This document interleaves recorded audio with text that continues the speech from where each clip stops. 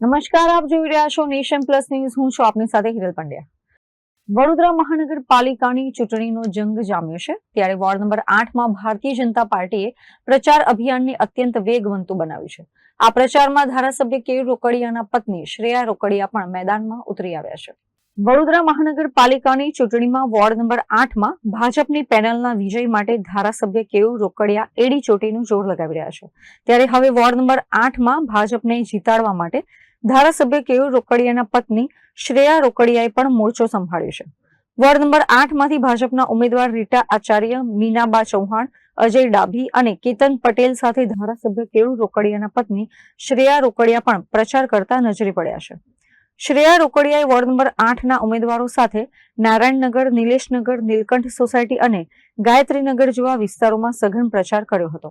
આ વિસ્તારોમાં ગ્રુપ બેઠકો યોજીને તેમણે નાગરિકો સાથે ચૂંટણીલક્ષી સંવાદ કર્યો હતો અને ભાજપ સરકારના વિકાસ કાર્યોની માહિતી આપી હતી. પ્રચાર દરમિયાન શ્રેયા રોકડિયાને જે રીતે આવકાર મળી રહ્યો છે તે જોતા વોર્ડ નંબર 8માં ભાજપની સ્થિતિ મજબૂત જણાતી હોય તેવું રાજકીય વિશ્લેષકો અનુમાન લગાવી રહ્યા છે.